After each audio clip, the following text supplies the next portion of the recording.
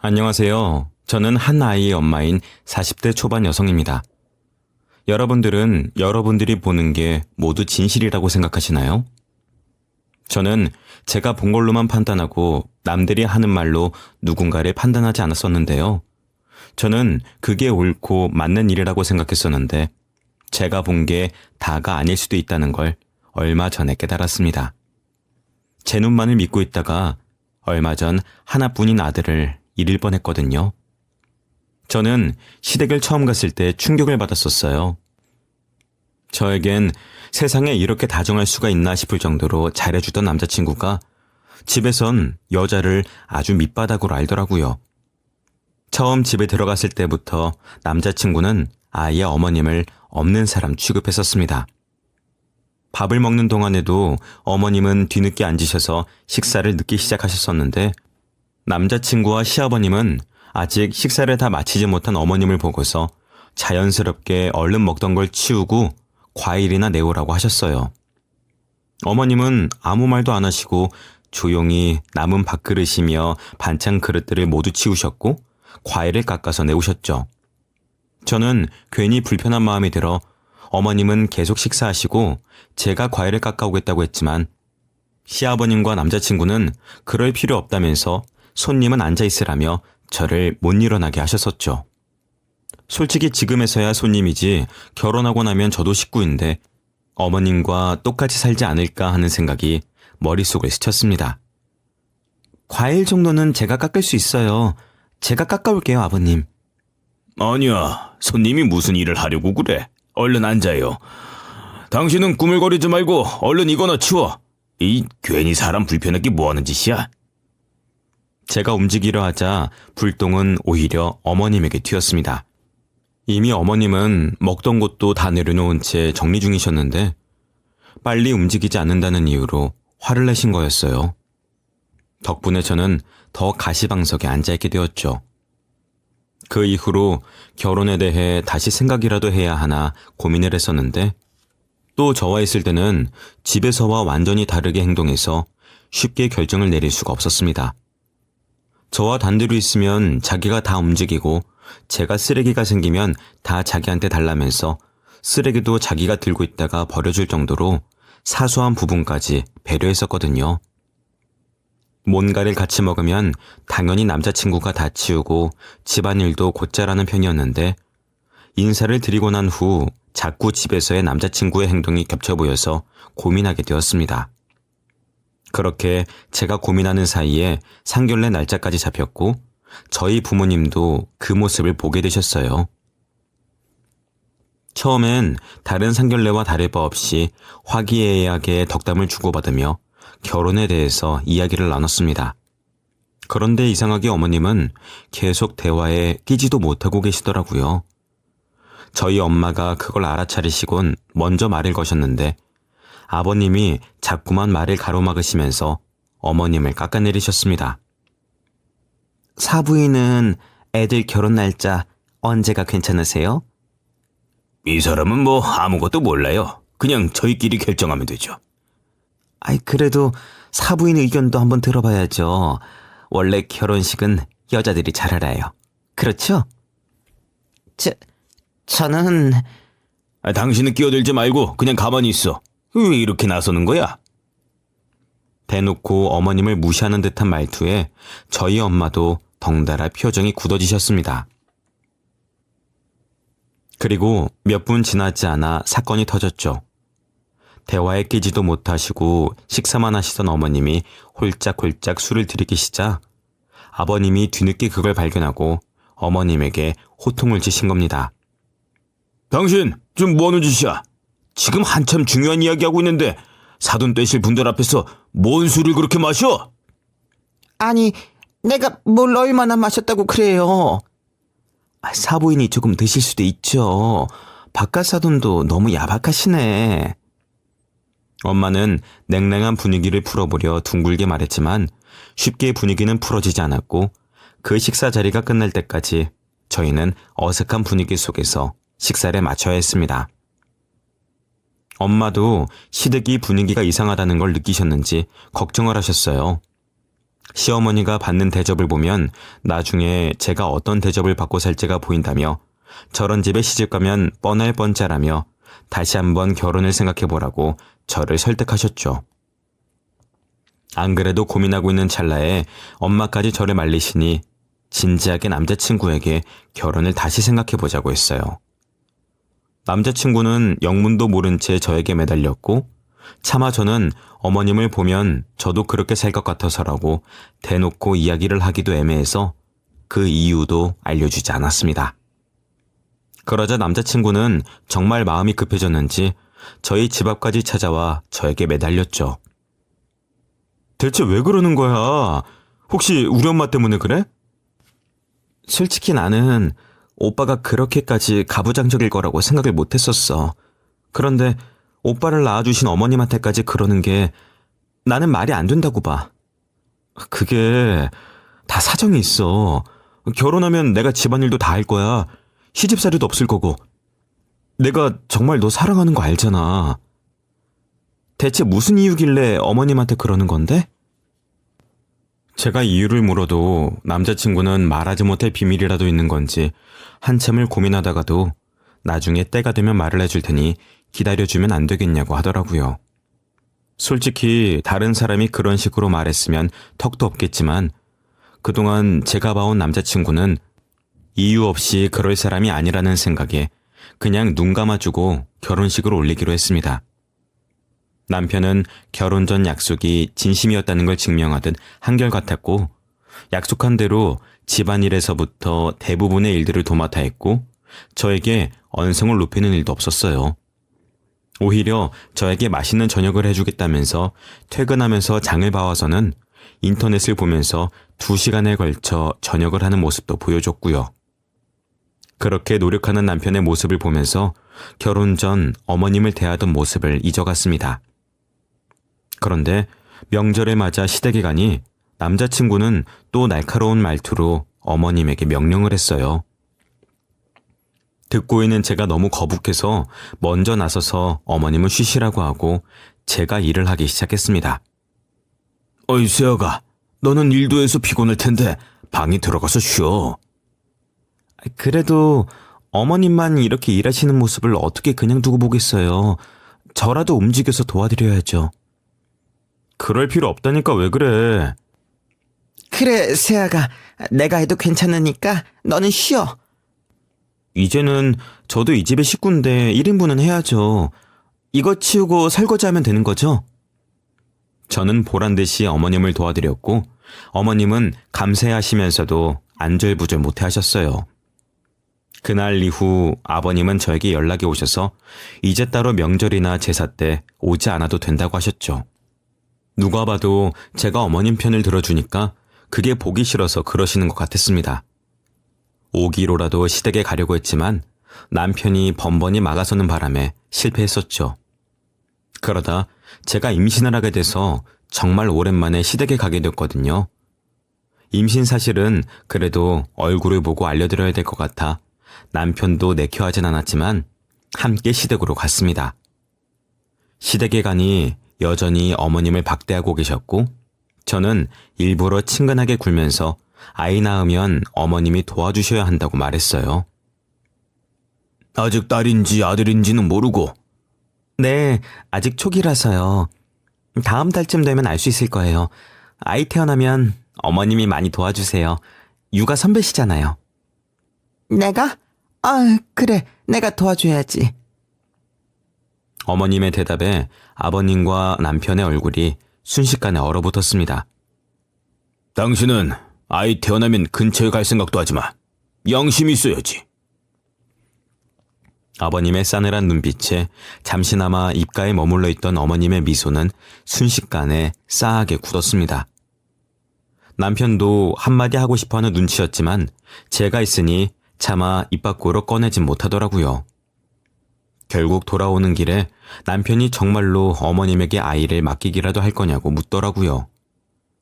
당신 정말 엄마한테 아이 부탁하기라도 할 셈이야?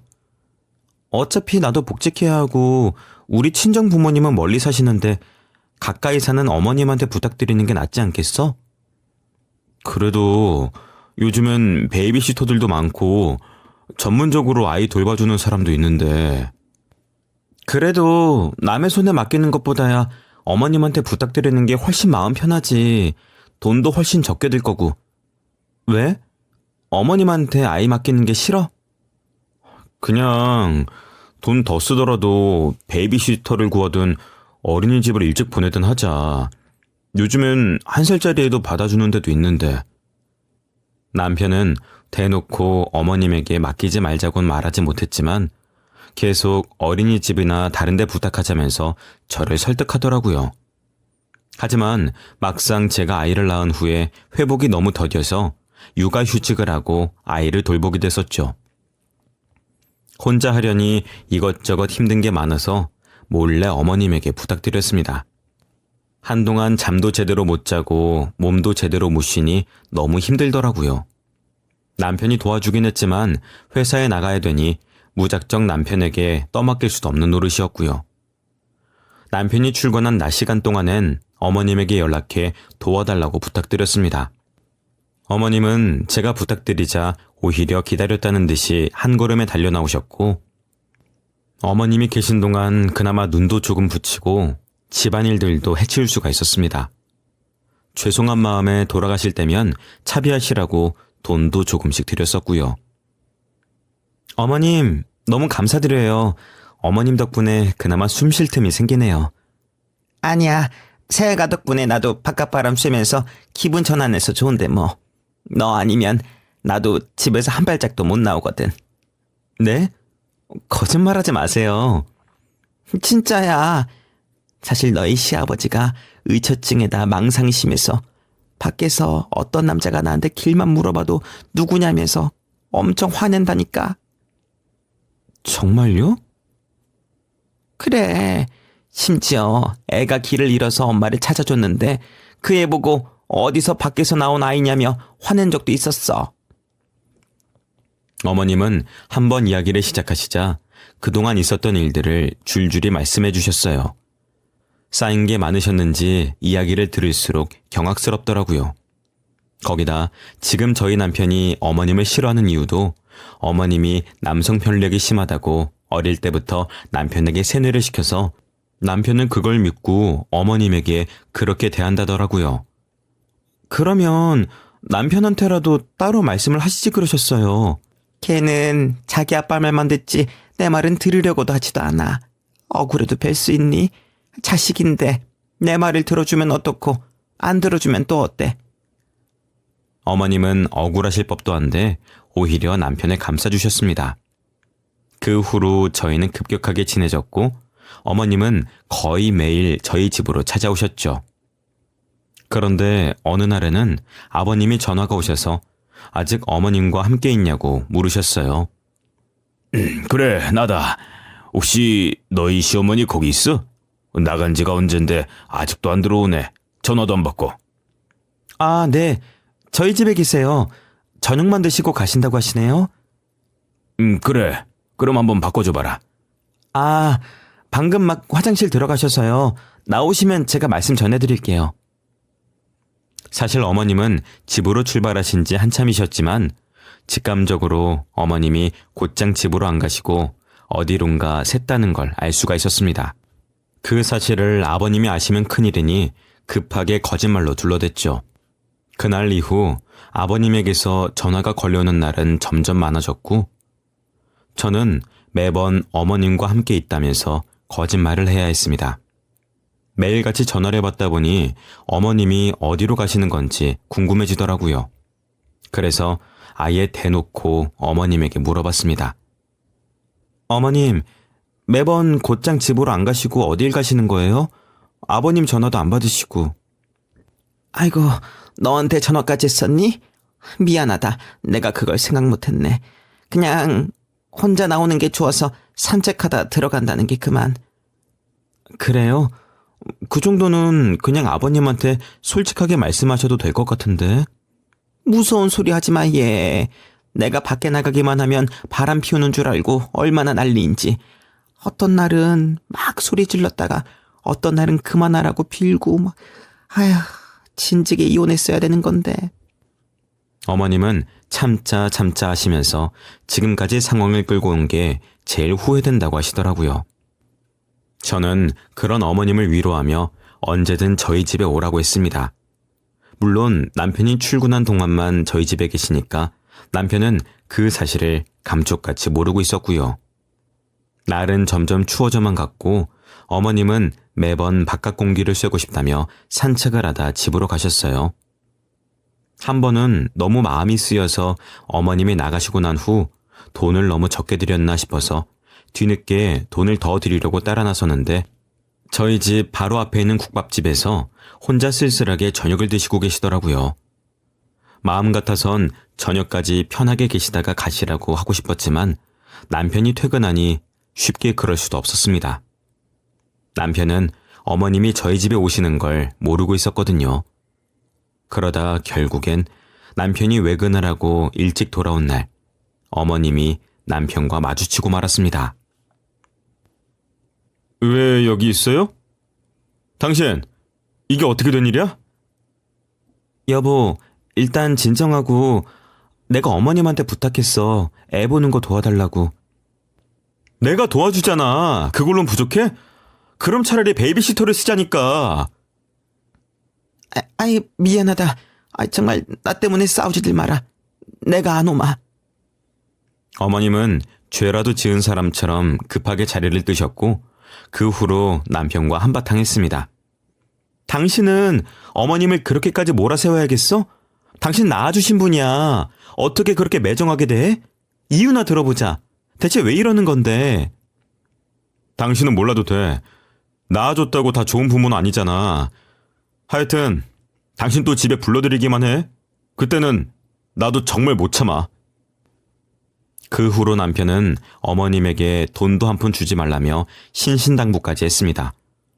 저에겐 좋은 남편이자 아들에게도 좋은 아빠인데 왜 어머님에게만 유독 저렇게 냉정하게 구는지 신기할 정도였어요. 솔직히 아버님의 말만 듣고 어머님을 저렇게까지 미워하는 것도 이해가 되질 않았고요. 남편은 그 후 정말 바로 베이비시터를 불러서 낮 시간 동안 서너 시간이라도 제가 편하게 집에서 쉴 수 있도록 해줘서 어머님은 부를 수도 없었습니다. 제가 복직한 후로 어머님이 저희 집에 오실 일은 없으셨죠. 그 후로 몇 년이 지나 저희 첫째 아이가 5살이 됐을 때 저는 둘째를 가지게 되었습니다. 그런데 둘째 때는 이상하게 몸이 안 좋아서 걱정들이 많았어요. 괜히 제가 일을 하면서 몸을 제대로 관리하지 못해서 그런 것 같고 혹여나 아이가 잘못되기라도 할까봐 잠시 일을 그만뒀습니다. 그런데 솔직히 힘이 넘쳐나는 5살짜리 애를 보는 것도 쉬운 일은 아니었어요. 아이가 5살이 돼서 어린이집에서 유치원으로 옮겼더니 유치원에는 정해진 시간이 지나면 아이를 더 맡아주지 않아서 더 일찍 집으로 들어오더라고요. 회사를 다니는 동안에는 어린이집에서 퇴근 시간까지 맡아주셔서 힘을 다 빼놔서 집에 돌아오면 얌전히 잘만 자던 애였는데 유치원은 일찍 돌아오니까 낮잠을 자고 나면 다시 쌩쌩해져서는 제가 감당이 안 되더라고요. 그러면서 집안일까지 하려니 회사 다닐 때보다 체력적으로 더 감당이 안 됐습니다. 그렇다고 가정부를 또 부르기에는 이미 벌이는 줄고 둘째가 태어나면 나갈 돈 투성인데 함부로 돈을 쓸 수도 없어서 쉽게 가정부를 부르자고 할 수도 없었죠. 그러다 오랜만에 어머님과 통화를 했는데 어머님이 그러면 자기가 돌봐주겠다고 하셨습니다.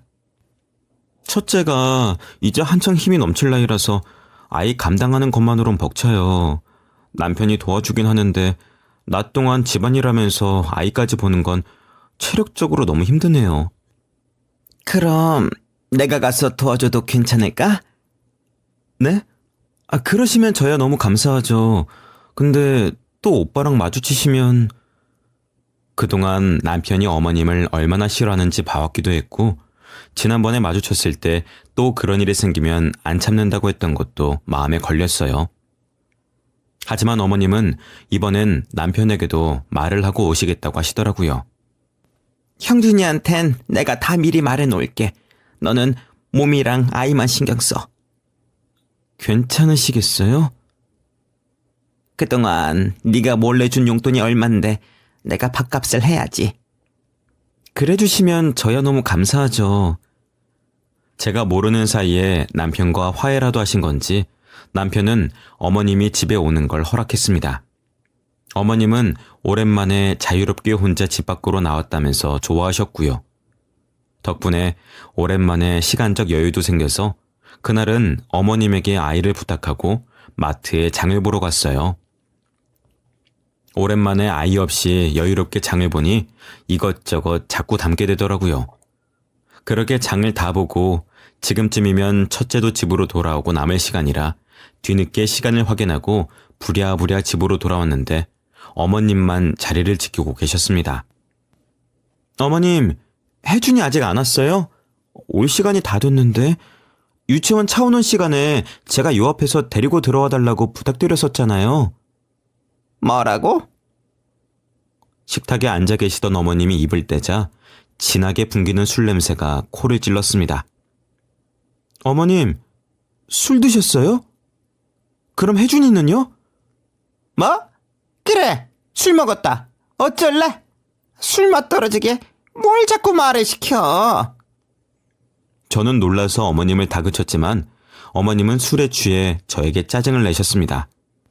어머님과는 말이 통하지 않을 것 같아서 유치원에 전화를 걸었죠. 네, 안녕하세요, 선생님. 저 혜준이 엄마예요. 다름이 아니라 오늘 유치원 차량 내릴 때 혜준이는 혼자 집으로 가던가요? 아니요. 오늘 혜준이 할머니가 오셔서 데리고 가셨어요. 어머님이 미리 전화 주셔서 따로 확인 안 했는데 혹시 혜준이한테 무슨 일이라도 생겼나요? 네. 지금 집에 오니까 애가 없어서요. 네? 단발머리에 파마하신 분이 혜준이 할머님 아니셨어요? 그건 맞는데 일단 알겠습니다. 감사해요. 분명 어머님이 아이를 데리고 집에 들어오는 걸 확인했다는데 도대체 아이는 어디로 간 건지 이잡듯 집을 뒤져봐도 아이는 나오질 않았습니다. 어머니, 대체 애를 어디다가 두고 오신 거예요? 얼른 말하세요. 네? 시끄럽다고! 야, 너 조용히 안 해? 맞아야 정신 차리지? 어디서 쫑알쫑알 시끄럽게 해! 제가 다급한 마음에 어머님을 다그치자 바닥에 내려놨던 소주병을 들고선 마구 휘둘렀습니다. 놀라서 어머님을 말리려고 했지만 술에 취한 사람이 어떻게 그렇게 괴력을 발휘하는 건지 도저히 막을 수도 없고 정말 까딱하면 소주병이 맞을 것 같더라고요. 뒷걸음질 치다 어머님의 발치에 쌓인 소주병을 봤을 때 저는 소스라치게 놀랄 수밖에 없었습니다. 제가 2시간 남짓 집을 비운 사이 어머님은 5병이나 사와서 드신 거였죠. 어머님, 저걸 혼자 다 드신 거예요? 난 얼마 안 먹었어. 다 걔가 마신 거야. 누구야? 그래. 하여튼 난 얼마 안 먹었으니까 더 마셔도 돼. 그렇지? 그러니까 저기 조용히 쭈그러져 있어. 술이나 더 사와야지. 어머님은 술을 더 사오겠다며 현관으로 급하게 몸을 들다 중심을 잡지 못해 쓰러졌고 저는 그 틈을 타 밖으로 나와 아이를 찾으러 다녔습니다.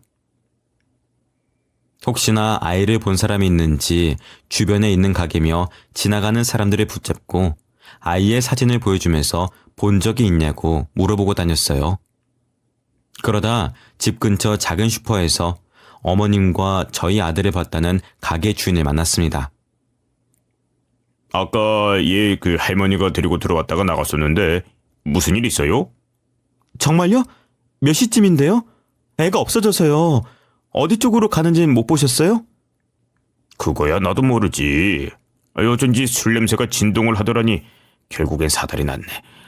1시간 반쯤 지났는데 나도 손님들한테 물어볼 테니까 아기 엄마는 경찰에 신고부터 해요. 신고는 했어? 슈퍼 주인의 말에 너무 놀라서 잊고 있었던 경찰에게다 신고를 했습니다. 경찰에 신고하고 인상착의를 설명하니 경찰들은 저를 기다렸다는 듯 병원으로 가보라고 하더라고요. 저희 아들이 사고가 났는데 신원을 확인할 수 있는 게 아무것도 없어서 병원에서도 급하게 보호자를 찾고 있다는 거였습니다. 깜짝 놀라서 병원으로 가니 아들은 교통사고로 크게 다쳐 수술을 기다리고 있었어요. 급하게 아들을 수술실로 들여보내고 남편에게도 연락을 했습니다.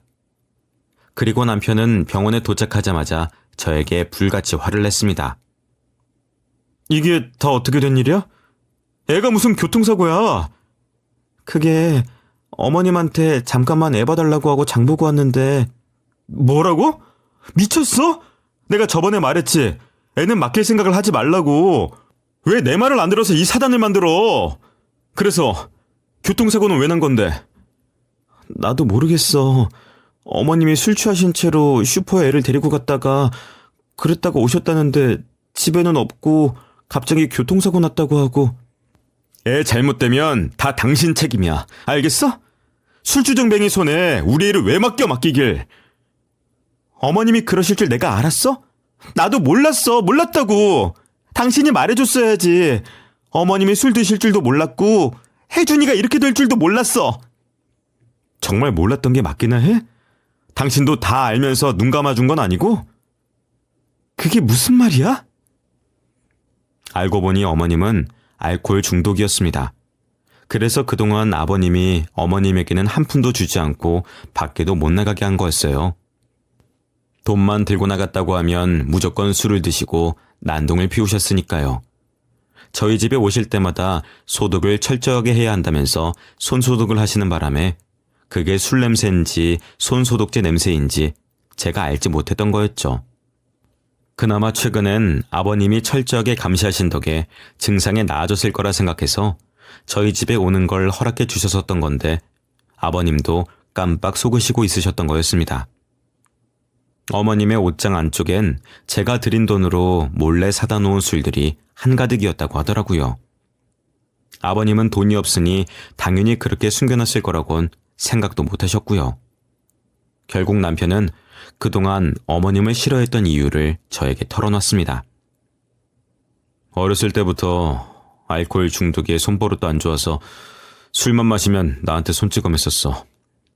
거기다 남자를 집까지 불러들여서 놀면서 나한테는 술까지 먹여서 재우고. 남편의 입에서 나온 말은 상상을 초월하는 끔찍한 이야기들이었습니다. 어머님은 남편이 학교에 들어가기 전부터 이미 알코올 중독이었고 술을 마시다가 조금이라도 남편이 소리를 내면 바로 손찌검을 했다고 하더라고요. 거기다 남자를 불러 바람을 피우는 동안 남편이 방해가 되니 술을 마시게 해서 재워놓고 바람을 피우다가 남편이 깨자 양심에 찔렸는지 남편을 밀어내다가 모서리에 머리가 부딪혀 찢어진 흉터가 아직까지도 있었습니다. 남편을 방치하고 아버님에겐 거짓말로 덮는 일들이 한두 번이 아니었는데 그날 남편의 이 말을 보고 아버님이 그동안의 거짓말들을 다 알아차리신 거였죠. 그런데도 어머님은 틈만 나면 술을 먹고 동네 사람들에게는 아버님이 자기를 감금하려고 하는 의처증이라며 소문을 내서 오히려 아버님이 손가락질을 받았다 그러더라고요. 어머님이 그동안 저에게 했던 아버님에 대한 안 좋은 말들도 모두 어머님이 지어낸 말들이었어요. 너무 감쪽같이 연기를 하셔서 제가 깜빡 속아 넘어갔던 거죠. 남편 눈에는 어머님이 어떻게 행동하는지 훤히 보이니 당연히 제 눈에도 보일 거라 생각했나 봐요. 그래서 제가 알면서도 눈 감아주고 있었다고 생각해버린 거죠. 아들의 수술이 끝나고 의식을 찾고 난 후에 아들에게 어떻게 된 일인지 들을 수가 있었습니다. 한참 힘이 넘칠 나이인 아들이 시끄럽게 떠들어대자 어머님은 남편에게 그랬듯이 저희 아들에게도 술을 먹였고 술에 취해 해롱되는 아들을 데리고 슈퍼까지 데리고 나가 술을 사고 아들은 일부러 근처 놀이터에다 놔두고 온 거였어요. 저희 아들은 정신없이 놀다가 도로까지 뛰어들었고 교통사고가 난 거였죠. 그런 사람인지도 모르고 아들을 맡긴 것에 대한 자책에 고개를 들 수가 없었습니다.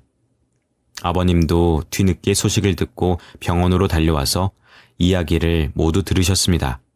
그리고 특단의 조치를 내리셨죠. 바로 어머님을 정신병원에 입원시키는 것이었습니다. 그동안은 자신이 막으면 막을 수 있다고 생각해 오셨는데 저희 이야기를 듣고 뒤져본 방에서는 소주가 한가득 나왔고 더는 본인이 감당할 수 있는 게 아니라는 판단이 드신 거죠. 저희 집을 난장판으로 만들어 놓고 잠든 어머님을 정신병원에 강제 입원을 시키기로 했습니다. 아버님과 남편이 동의하면 일단 입원시킬 수 있었기 때문에 바로 병원에 입원하셨죠.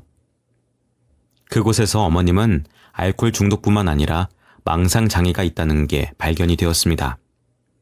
그동안 저에게 한 아버님에 대한 모함이 단순히 자신이 만들어낸 거짓이 아니라 진심으로 그렇다고 믿고 계셨어요. 정신적 문제가 심하니 치료하는 것도 오래 걸리겠죠. 남편은 그동안 어머님을 그렇게 증오하던 모습만 보이다 병원에 첫 면회를 갔다 오면서 눈물을 흘리더라고요. 술이 없으면 세상 착한 어머니로 변해서 아버님이 남편에게 해코지 하는 건 아닌가 걱정하는 모습에 남편은 그만 무너져 내리고 말았습니다. 그놈의 술이 뭔데 사람을 그렇게 돌변하게 만들어버리는 건지 안타까운 마음만 드네요. 어머님은 다행히 알코올 중독 치료부터 차근차근 잘 받고 계시다는 소식을 들었습니다. 다행히 아들도 다 낳아서 퇴원해서 둘째가 태어나기만을 기다리고 있네요. 남편은 어머님에 대해서 말하고 나면 제가 어떻게 말할지 겁이 나서 말을 못했다가 이 지경까지 끌고 온 것 같다면서 저에게 미안하다고 했어요. 그 후로 안 그래도 잘해주던 남편이 제가 죽으라면 죽는 신용이라도 할 정도로 제 말을 잘 들어주네요. 아찔한 상황도 있었지만 그래도 저희 가족 모두 건강해서 다행이라고 생각됩니다. 어머님도 곧 건강하신 모습으로 뵐 수 있었으면 좋겠습니다. 남편도 어머님에게 제대로 된 사과를 받으면 용서할 준비가 돼 있다고 해요. 얼른 저희 가족이 함께 모여서 웃는 날이 왔으면 좋겠습니다. 여러분들도 행복한 가정 이루시길 바라겠습니다.